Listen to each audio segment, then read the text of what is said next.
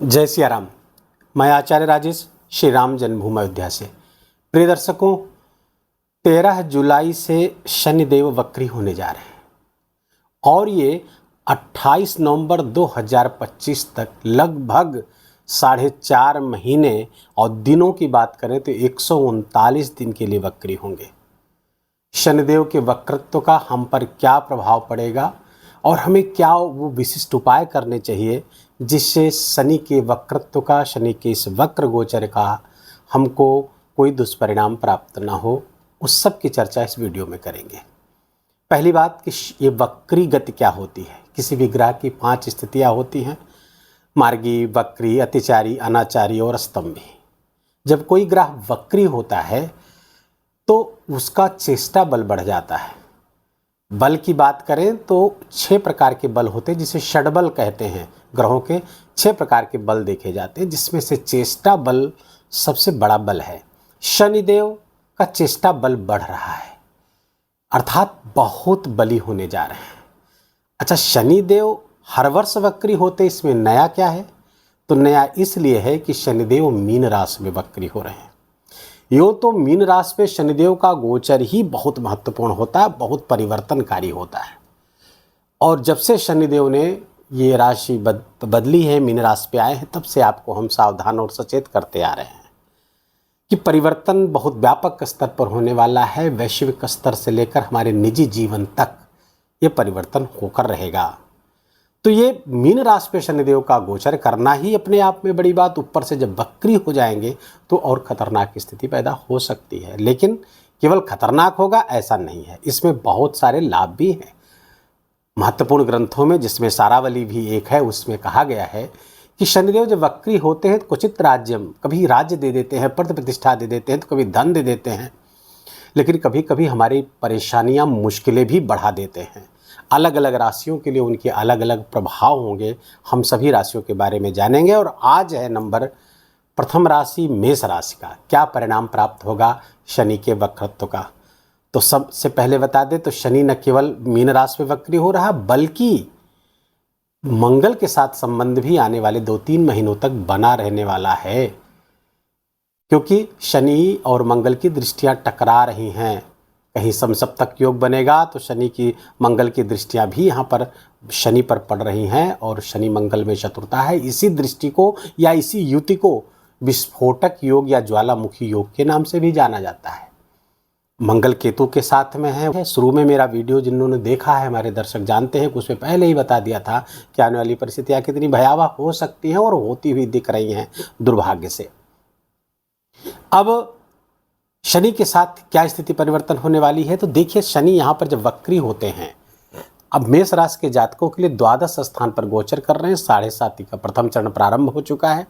अब यहाँ पर शनि जब वक्री होंगे तो शनि जब वक्री होते हैं या कोई भी ग्रह जब वक्री होता है तो वक्री होने का अर्थ ही है कि सूर्य से उसकी दूरी सर्वाधिक हो चुकी है और पृथ्वी से नज़दीकी सर्वाधिक हो जाता, अर्थात पृथ्वी के सबसे नज़दीक हो जाते हैं, सूर्य से सबसे दूर हो जाते हैं।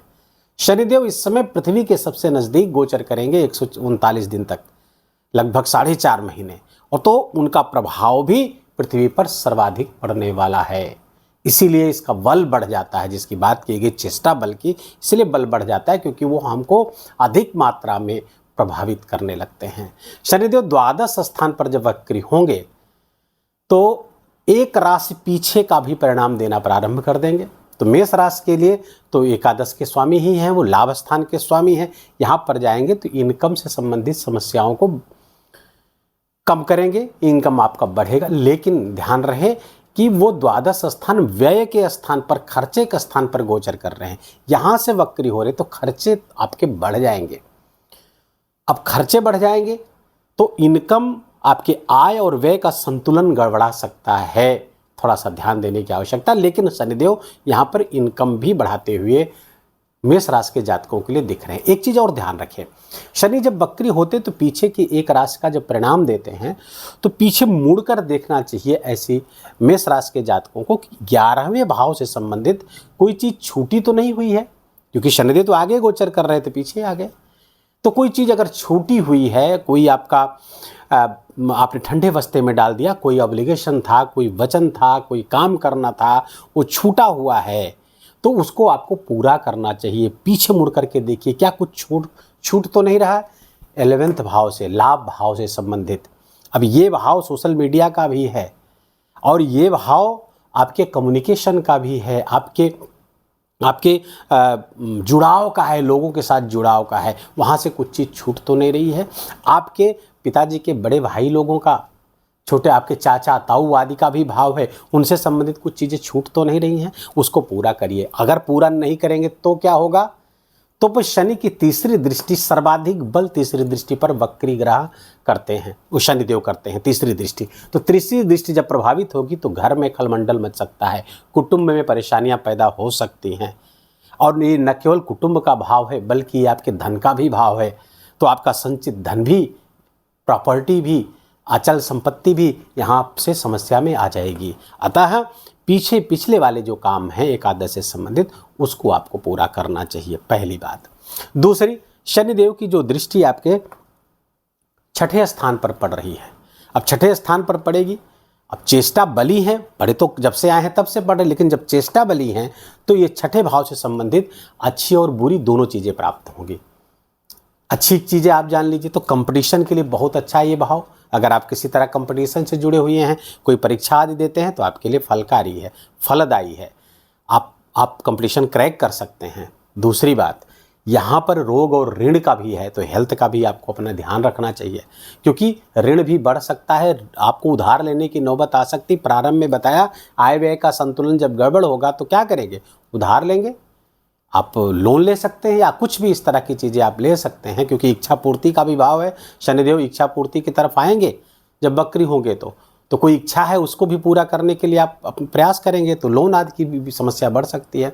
कोर्ट कचहरी मुकदमे का विवाद यहाँ पर उभर सकता है, लेकिन समाधान भी उसका इसी कालखंड में हो जाएगा यदि उभरता है तो।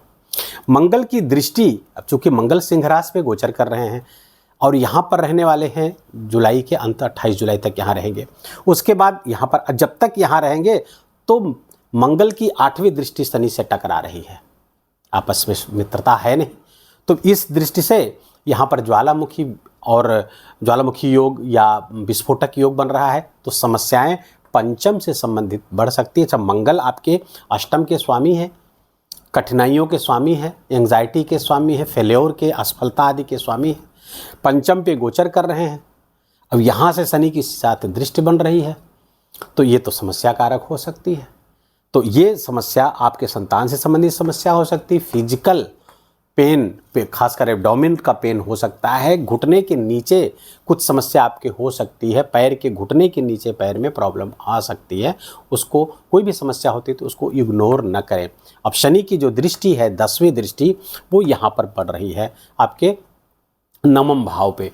अब यही यहाँ पे गुरु की राशि है, तो गुरु की भी दृष्टि, जो कि गुरु यहाँ पर गोचर कर रहे हैं, तो इनकी दृष्टि 7वीं यहाँ पर पड़ रही है। तो इस भाव से बहुत ज़्यादा चिंता करने की जरूरत नहीं, क्योंकि गुरु का प्रोटेक्शन यहाँ से प्राप्त हो रहा है, क्योंकि गुरु का स्वयं का भी घर है, तो यहाँ से प्रोटेक्शन प्राप्त हो रहा है। फिर भी पिता के स्वास्थ्य का ध्यान रखें, मंदिर खूब जाएं, स्पिरिचुअलिटी अपने आप बढ़ाइए, क्योंकि गुरु की ही राशि पर है। अब 9वें से चौथा घर होता है ये, तो गुरु, ये 9वां भाव गुरु का घर है, तो गुरु घर से चौथा घर तक, गुरु का घर कहाँ हुआ, चौथा आश्रम आदि जाए, मंदिर जाएं, गुरु की पूजा, ये आपको निरंतर करना चाहिए। शनि के इस तरह के प्रभाव मेष राशि के जातकों को प्राप्त होंगे। अब इन शनि के इस दुष्प्रभाव से और मंगल की जो दृष्टियां हैं उससे आपको थोड़ा सा सावधान रहना होगा, क्योंकि 28 जुलाई के बाद मंगल यहाँ गोचर करेंगे तो सीधे शनि के साथ समसप्तक, सीधी टकराहट होगी, समसप्तक योग बनता हुआ दिख रहा है। वैश्विक स्तर पर तो समस्याएं बढ़ेंगी, आपके निजी जीवन में भी परेशानियां बढ़ सकती हैं। उसके लिए कुछ उपाय आपको करने चाहिए। सबसे पहले तो हनुमान जी की खूब उपासना आपको करनी चाहिए। तो जब उपाय की बात करेंगे तो हम नक्षत्रों पर जाना पड़ेगा हमको, क्योंकि नक्षत्र के माध्यम से उपाय निकल कर आएंगे। तो शनि अभी काफ़ी दिनों तक और लगभग 3 अक्टूबर तक ये उत्तरा भाद्रपद नक्षत्र पर गोचर करेंगे। स्वयं का नक्षत्र है इनका, इसके शासित नक्षत्र के शासक शनि स्वयं है, यद्यपि इसके जो अधिष्ठाता देवता हैं वो अहिर्बुधन्य हैं। अहिर्बुधन्य भगवान विष्णु के शयन की व्यवस्था करने वाले देवता हैं।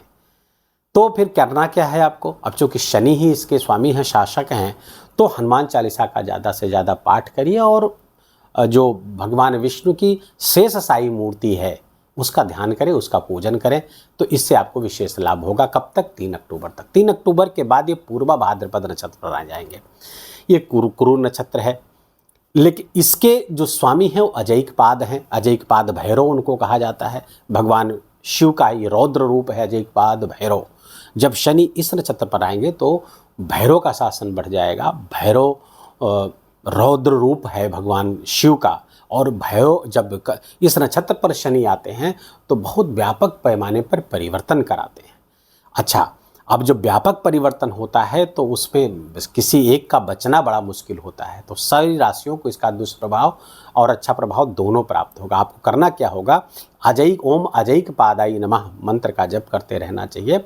हनुमान चालीसा से खूब पाठ। अच्छा, ये गुरु का नक्षत्र है, ज्ञान के नक्षत्र पर हैं, तो ज्ञान बांटें, अर्थात स्वयं को पहले ज्ञानवान बनाएं और उस ज्ञान को बांटें। लोग पढ़ाई लिखाई जो लोग कर रहे हैं, जो बच्चे नीडी हैं, जो संसाधनों के भाव में पढ़ नहीं पाते, उनकी मदद करिए। इससे भी शनिदेव बहुत प्रसन्न होंगे।